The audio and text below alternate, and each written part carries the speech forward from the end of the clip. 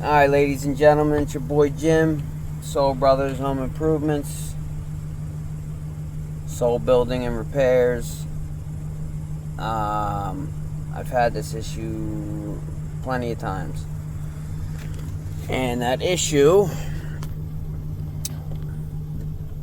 shifter, right?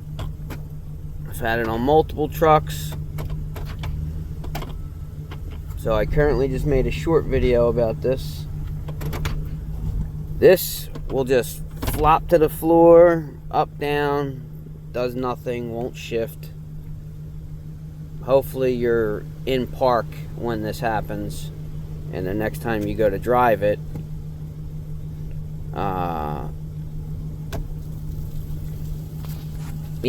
you're broken down at your house or somewhere safe. And not in the middle of backing up a trailer in the middle of the street or something. I don't know. Shittier situations have happened. Either ways, I've had this happen on Fords, Chevys, Dodges, etc. Cars, work trucks, personal trucks, and it sucks. But most of the time it's an easy fix. And I'm here to tell you it's not the end of the world. So, okay, right now, I can't go under the drive, which is fine with me, because who drives a truck in manual anyways, unless you're going up a hill and need it to stay in first. Regardless, blah, blah, blah. My issue came from underneath the truck, thank God. Second case, best scenario would be that it happened under the instrument steering wheel. And worst case scenario is that it broke inside of the transmission pan. Either ways, let's pull that.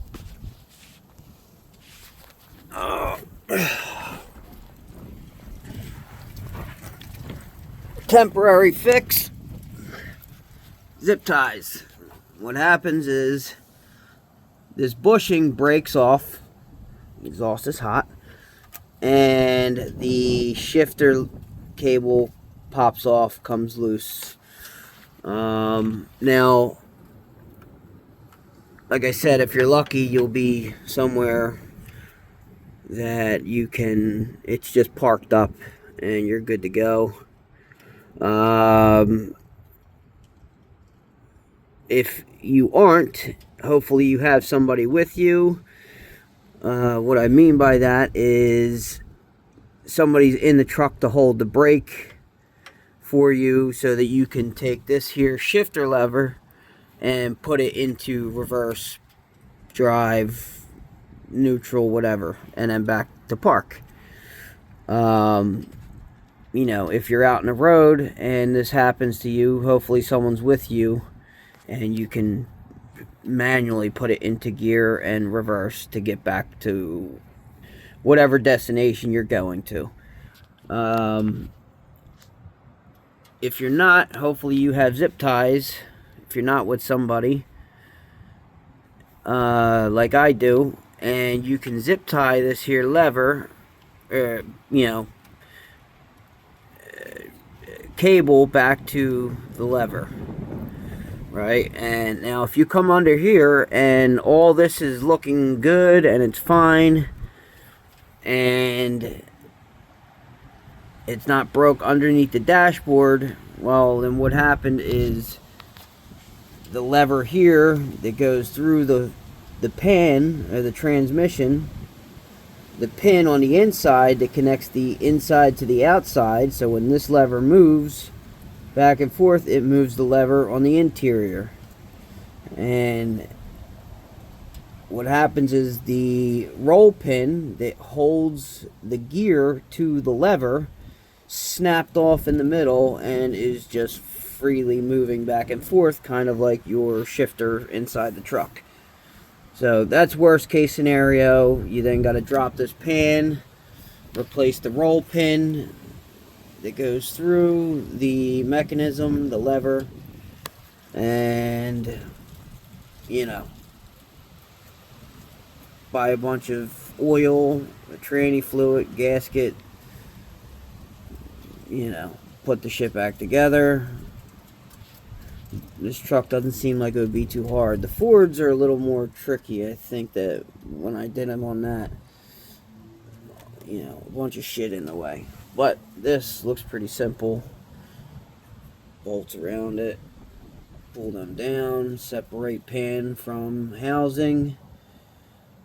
You know, new gasket, obviously. Blah, blah, blah. Put it back in. Fill back with oil. Either ways.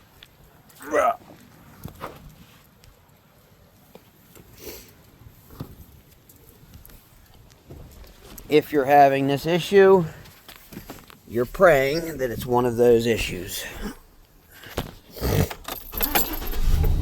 If you're by yourself, make sure you got that brake on. You try to shift it into gear without somebody here, or find somebody that can hold it for you, jump in the truck and hold the brake in for you while it's in park. Make sure the e-brake's on so you can then shift it into reverse or drive or whatever to get back to where you need to go. And then when you get back to where you need to go, same thing. E-brake. Tell somebody to come outside the house, hold the brake in for you so you can shift it back into park. Alright. But, temporary fix. Now this doesn't move like as easy as it would normally, and eventually those zip ties, and they're not going to hold for too long. So it gets you home. Order your new shifter cable for your model and truck. This one, 2012 Chevy Silverado 2500 HD.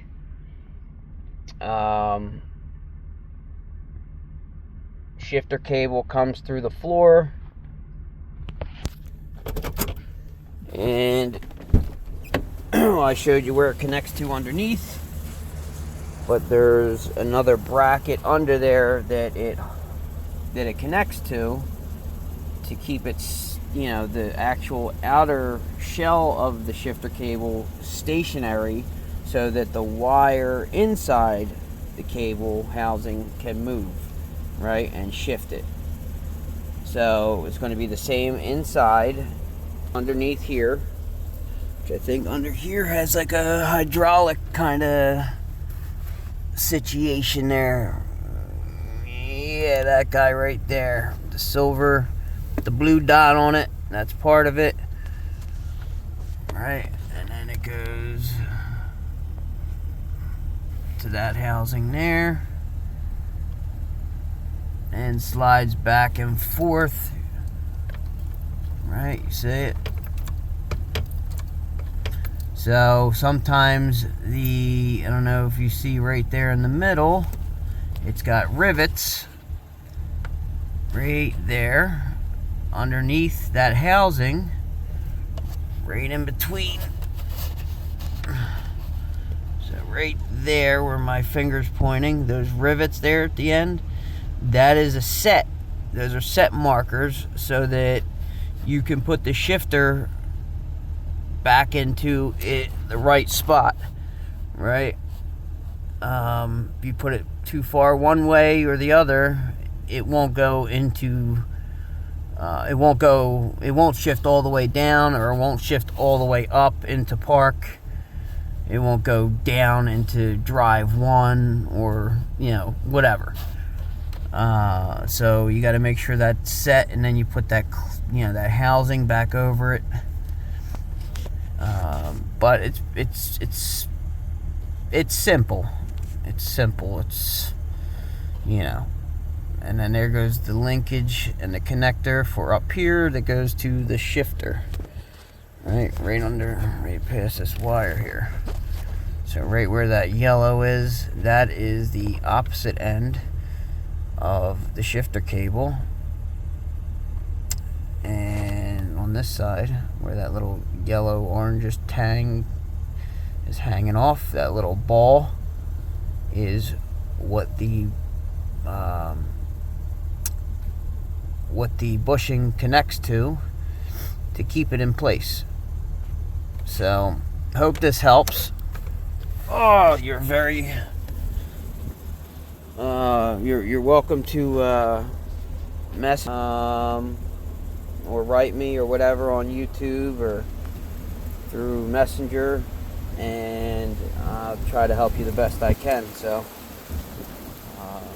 I got plenty more videos I gotta make, so it's getting cold. I'm gonna try to make as many as possible, and hopefully you guys like them and they help you guys. If you can, just like, subscribe. I appreciate it. It really goes a long way. So catch you on the next one. Peace.